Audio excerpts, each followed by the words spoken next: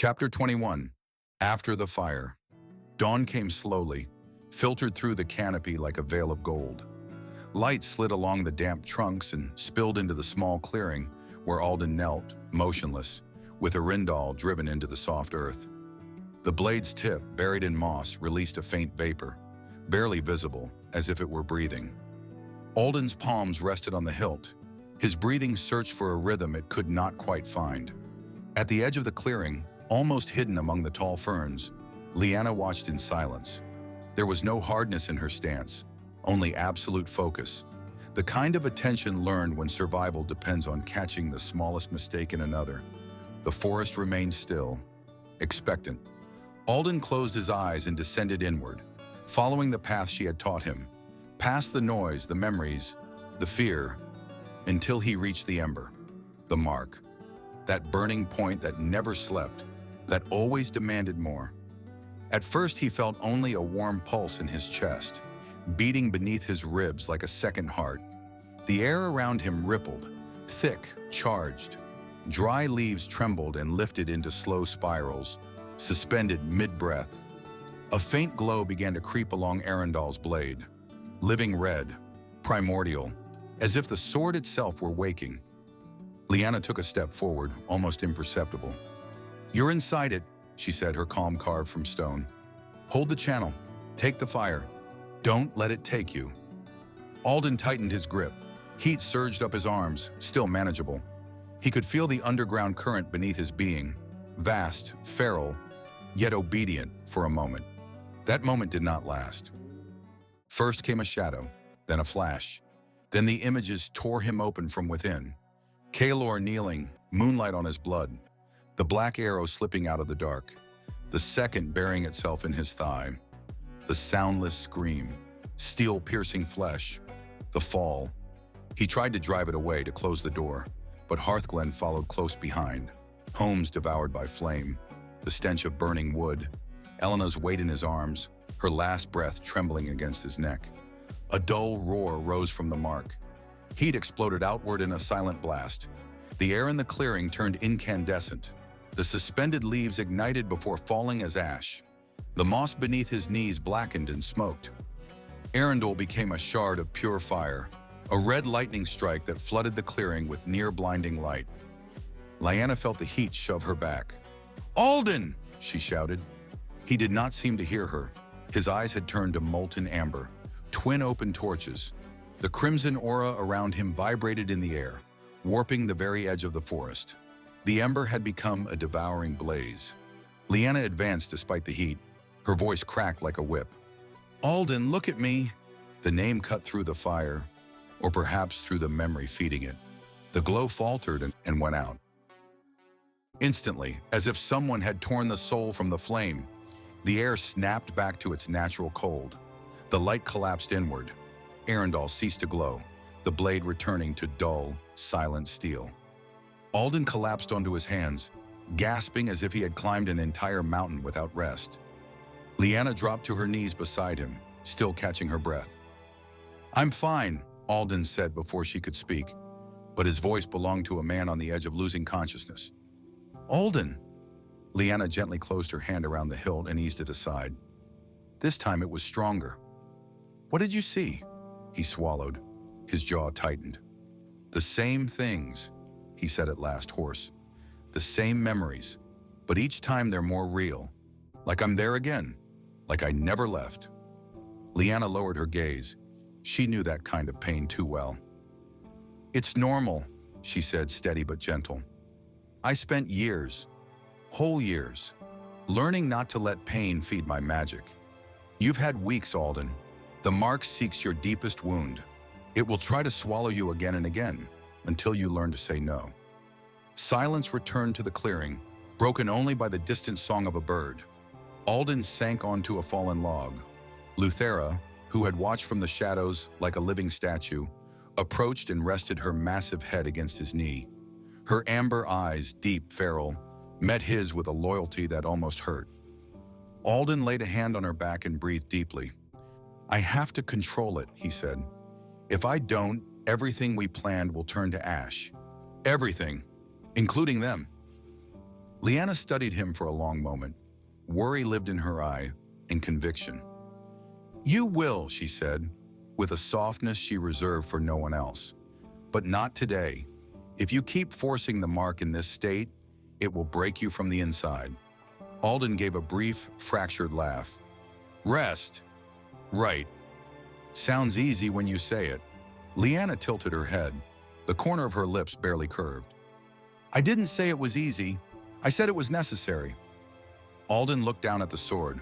The blade was cold, inert, as if it had not burned moments ago, as if it did not hold the same flame that had reduced an ancient monster to cinders. "I don't know if I'm ready for this," he admitted. "No one ever is," she replied. "But Kaelor believed you could be, and he wasn't a man easily convinced." The name struck him. Alden closed his eyes. "I know," he nodded. "And because of that, I can't fail them." Lyanna reached out and touched his shoulder, a rare gesture for her, almost shy. "You won't." The dawn finally poured through the branches, bathing the clearing in warm gold. Luthera lifted her head and scented the air. Something distant, perhaps a memory, perhaps a premonition, made her fur bristle for an instant. Alden drew a deep breath, letting the cold air clear the invisible smoke in his chest. He had failed to control the fire, but he was still alive. And as long as he lived, he could try again. Lyanna rose to her feet. "Come on. Doran will want to move camp as soon as he wakes." Alden nodded, though his muscles trembled. "Yes, let's go." He stood slowly. Arundel flared for a heartbeat as he took it again, a red pulse beneath the surface, but this time faint, controlled. Alden felt it, and for the first time since Kaelor's fall, a different spark ignited within him. Not rage, not pain, but determination. 3 days earlier, dawn had only begun to filter through the trees when Alden, Lyanna, and Luthera returned to the clearing. They walked in silence. Above them, the small primordial hawk glided in a smooth arc and settled on a low branch, releasing a brief click that broke the stillness without disturbing it. The fire was still alive, consuming the last threads of night. The embers pulsed like a weary heart, and the smoke dissolved into the cold air. Beyond the trees, the river murmured, eternal, as if its voice had followed them since their flight from Rivershade. Sarah looked up first. Kyle followed a second later, his eyes shadowed by something no longer mere exhaustion. Doran, kneeling by the fire, stopped checking the edge of his axe and frowned. "Where were you?" he asked bluntly. "I needed to think," Alden replied. He had barely finished speaking when Kale stepped forward.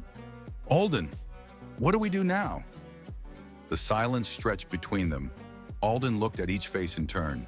Kyle, shoulders tight, Sarah, unmoving, Doran, solid, Lyanna, alert, as if still listening to echoes of the conversation they had just had. Luthera sat beside him without a sound, a living shadow. He drew a deep breath. The air tasted of smoke and loss. "We continue," he said. The word dropped like a stone into frozen water. Kyle exploded. "We continue?" His voice shook. "We should go back, hunt those bastards down one by one. For Kaelor," Sarah spoke before the fury could burn hotter. "Then Kaelor died for nothing." She did not raise her voice, but the edge cut deeper than a shout. Kale turned on her, restrained violence tightening his jaw. "And what do you suggest?" he spat. "Keep running like rabbits?" "I suggest surviving," Sarah replied, firm, "which is exactly what he asked of us." Kale was about to answer, but Doran cut in. The dwarf set aside the whetstone and rose with a sigh that seemed drawn from an ancient cavern.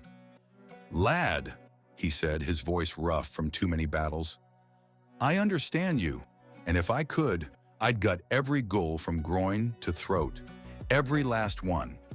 Fire hardened the shadows on his face.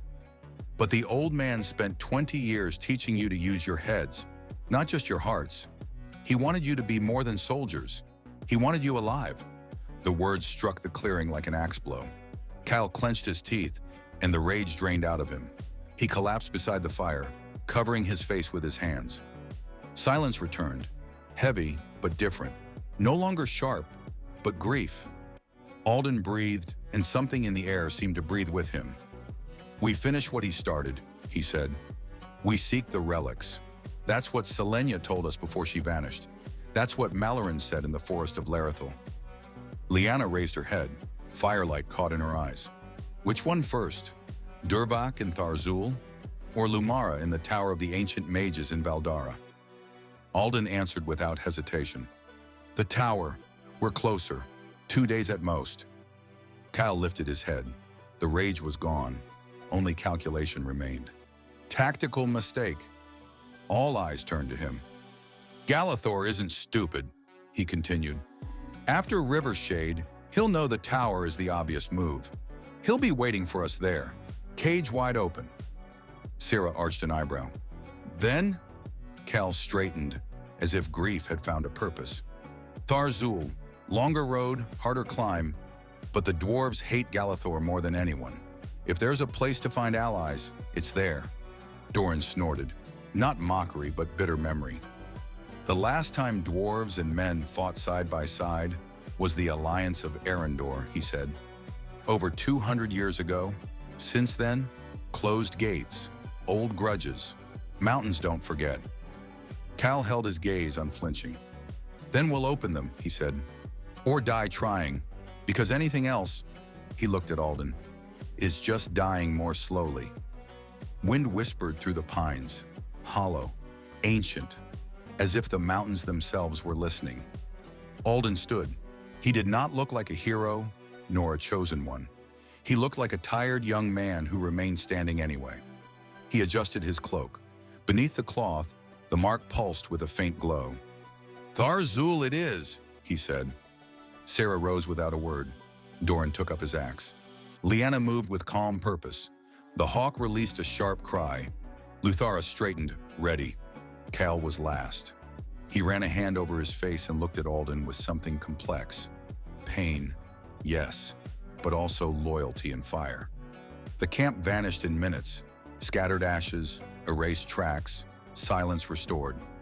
Alden moved first, northeast, toward Thar'Zul, toward the mountains, where the wind smelled of snow and iron, and old grudges slept like giants of stone. Dawn began to tint the horizon with a soft amber glow, the same color that 3 days later would shine in the bearer's eyes when the fire nearly consumed him. Darkness did not fall. It slid in, thin as oil over stone. Varric blinked and the corridor vanished. There was no jolt, no sense of travel. He simply found himself standing in the throne room of Elendor, as though torn from one thought and cast into another.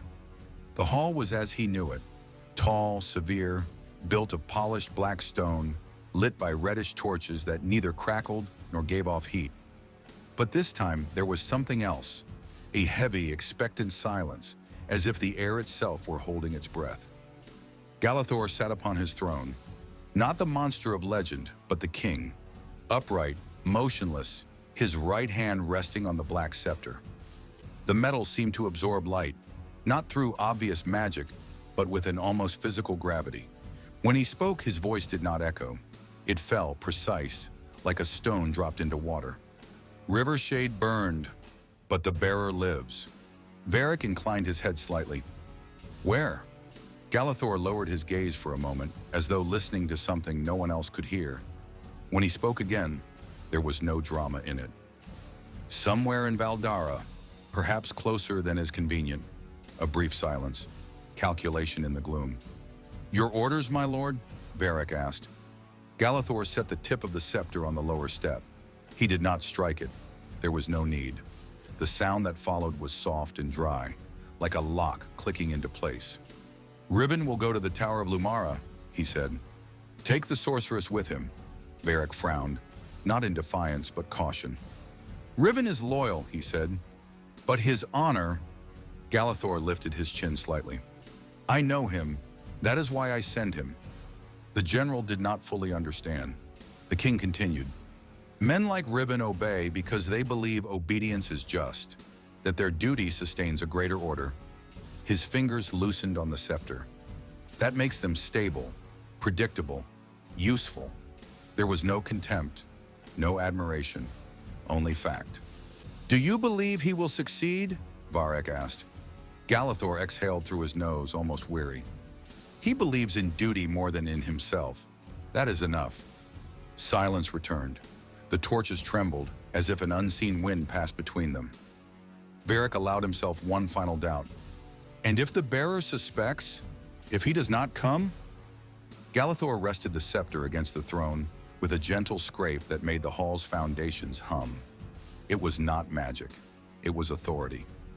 He will not ignore the sorceress, even if he suspects we are waiting. Youth is noble and reckless. The king's eyes gleamed, not with light, but intent. Riven carries something that matters to the bearer, something that could move him, if played carefully. The silence that followed weighed like a promise wrapped in shadow. He did not celebrate a perfect plan. He did not foresee victory. "Go," he said at last. "The board is set. Now we shall see who moves first." The vision unraveled, thinning like smoke drawn backward. A raven bearing a single white feather, silent until then, spread its wings from high in the chamber and crossed the narrow window, vanishing into the dark like a living shadow. Varric returned to the waking world without moving, standing in the corridor of the capital fortress of Valdara before the door to Riven's quarters. He ran a hand over his face, drew a deep breath, and opened the door. At the back of the chamber, behind bars of black iron, a chained woman lifted her head. She said nothing. She only released a brief, stifled sob that echoed against the stone like a promise. And suddenly the night grew heavier.